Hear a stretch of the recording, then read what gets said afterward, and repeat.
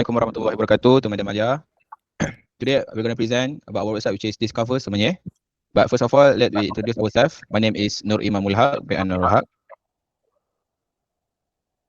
My name is AMIRUL HAIKAL bin HAIZAR. Next is my name is Muhammad Darwish bin MOHD. My name is SHAZWAN bin ROSZAMAN. And my name is Muhammad ZIKRI bin ZAMZURI. Alright. I'll be walking through the back-end architecture of our Discover Semenyih website built on WordPress.com. Alright, first of all, we start by logging into the WordPress.com admin dashboard. This is the dashboard for admin. And as we can see, on the left sidebar, we have to the primary control panel option, which is the first one is the media, where we can put our picture, video into our website. And then second is pages. Where our core static content live. Okay, now we're moving on to our themes of our website. And for the themes of our website, generally we can use any themes that have been recommended by the WordPress itself. But on our website, we use a custom website that doesn't select or use any of the website that recommended by the WordPress itself. So we use a custom of ourselves. And next, we move on to the plugins. Okay, now moving on to the plugin itself. For our website, we actually don't use any of the plugins because, as you can see, most of the plugins is actually not free, and the user or the developer itself needs to pay monthly as low as $9.90 for a plugin, and it actually must be renewed monthly. So we as a student cannot afford that, and we didn't use any plugin. And lastly, let's go to the setting of our website.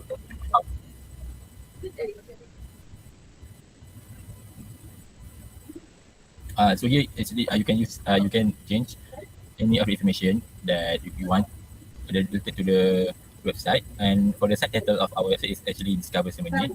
You can put any of the tagline, and you can also use any site icon, site logo, WordPress address, and you can custom your own website URL.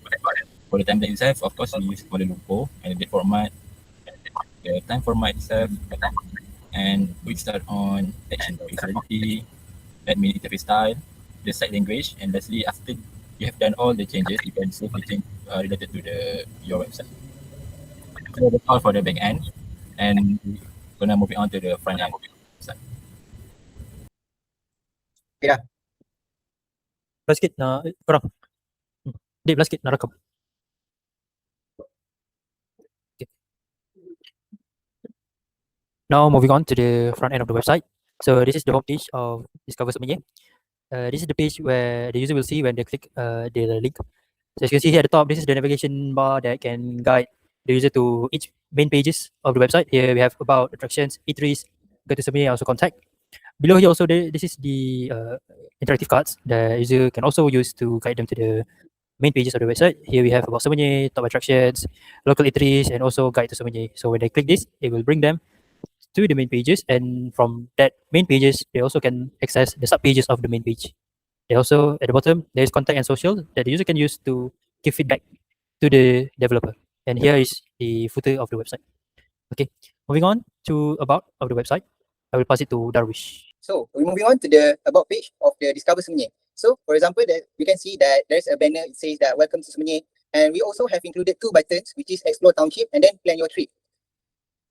And then if we press it, we will go down to the about township, which is we have three interactive cards, which is we have history, people and culture, and lastly social economy. So for these three interactive cards, we have already included a button that will link to the exact page of the history, people, culture, and social economy. So for example, I'm going to press the history button. So this is the sub page of the about pages on the history of Semenyih. So we have some interactive card and some boxes, and also some picture about the history, where did the Semenyih comes, and also below it, we can see that there is a historical timeline about Semenyih on what kind of things that they do. So if we go down below, there's also historical landmark, which we say pre-war of Old Town. And lastly, we have the button, which is if we click it, it will go next to the people and culture pages. So this is a people and culture of Semenyih pages. It is designed like the same. So for example, it stated our cultural mosaic of the Semenyih itself. We have a multi-ethnic harmony, orang asli heritage, and youth and student energy.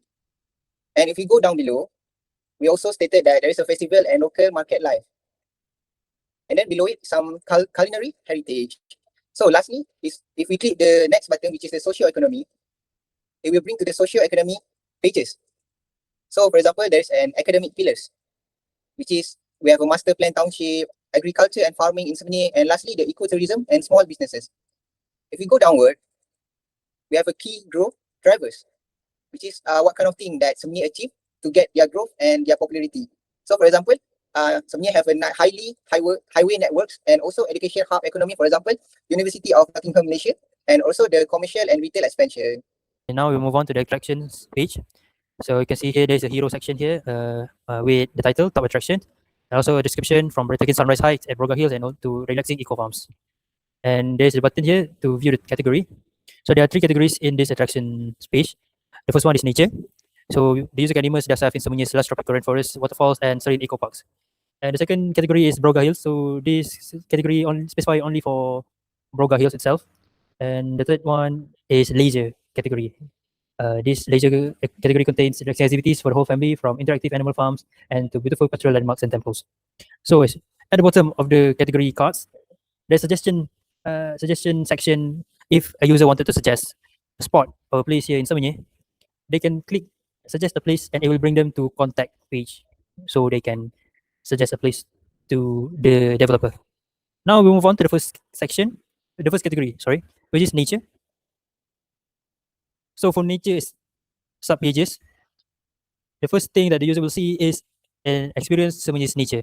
So this is a section where they can watch a YouTube video regarding one of the top nature places in Semenyih, which is Sungai Tekala.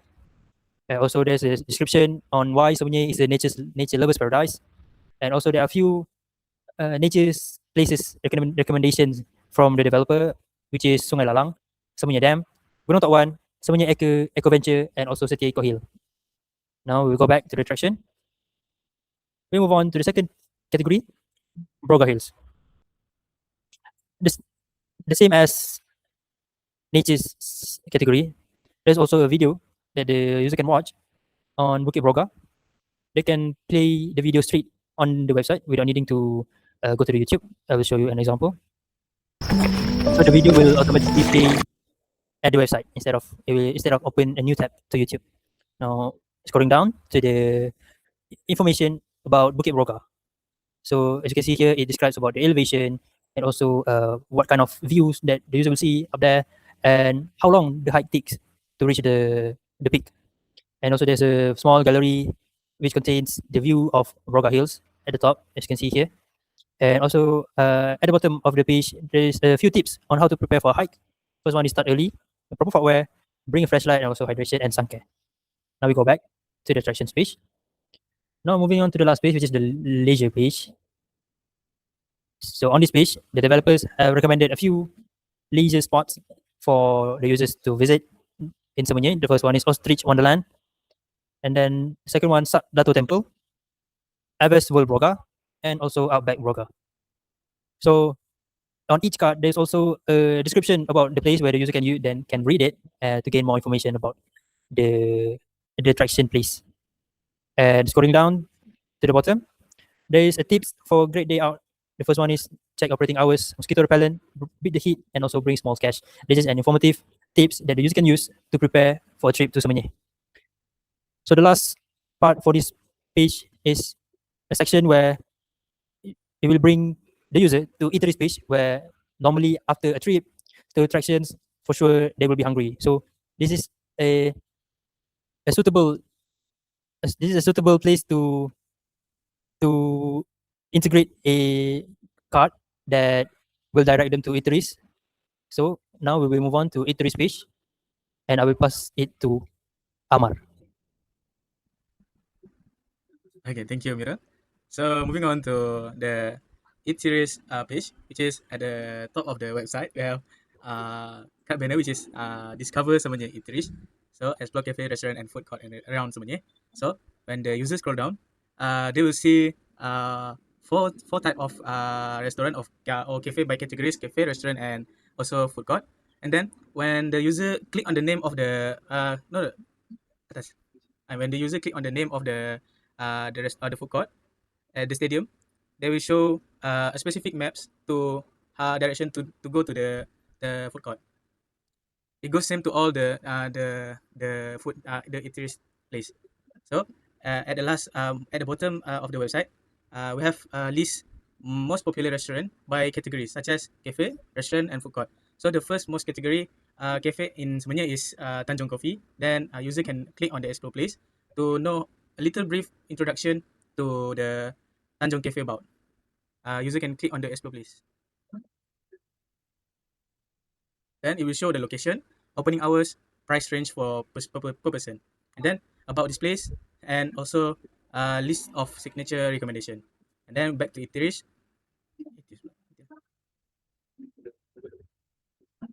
Go to the restaurant Dulang Tok 1, click on the explore place. Also will show the same thing such as location, opening hours, and price range for per person. About this place, signature recommendation. Back.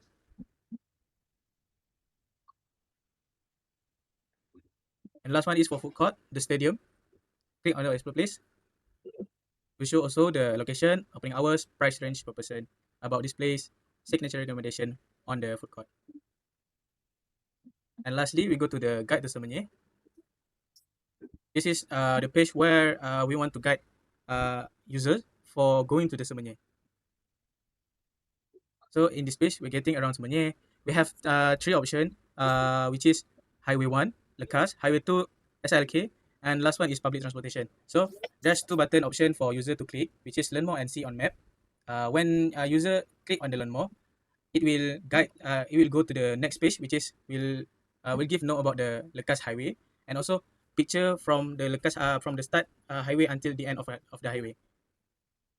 So at the bottom, we also have put the key exit for eateries, traffic condition, and toll system for the Lekas highway. Back to the guide overview.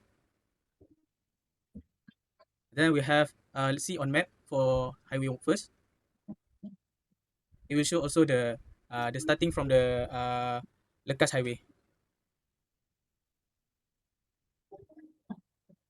Now we move to highway 2, which is SILK. Click the learn more. Also we show the routes for the for the first until the end, and then a little brief about SILK, and yeah, for best for highlight and traffic advisory. Back to guide overview. Also we have the see on map, just like at the highway first.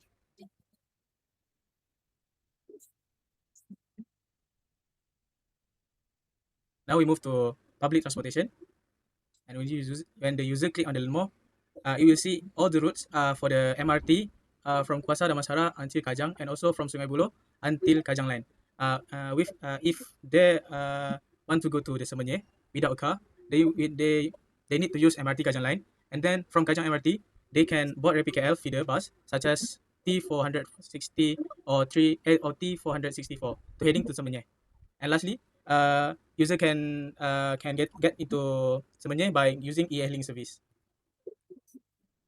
And then I will pass to Darwish to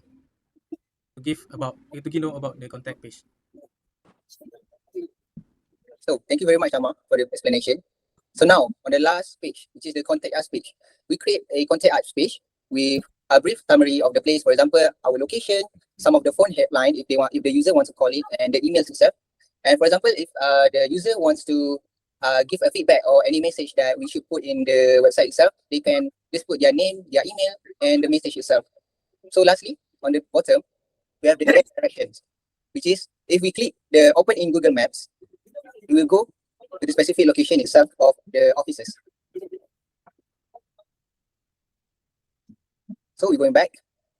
So for example, if the user have any already installed their Waze application, it will show the Waze application also. But for example, we didn't download the Waze in our laptop, so it will only show this. So going back to the contact page. So for conclusion, I think our website on the WordPress.com, it is quite easy for us because WordPress.com give us a free themes and appearance too. While it also has some challenging part, which is the plugins. For students that want to use the plugins itself, it is quite challenging because they need to pay it with their own money for a monthly, and it is not in Ringgit Malaysia, but it is in US dollar. And we also know that students have very limited money to use the plugin. But overall, this website and WordPress.com, it is easy to use it. And I think everybody can create their own website using WordPress.com. I think that's all from us. Thank you very much. Thank you.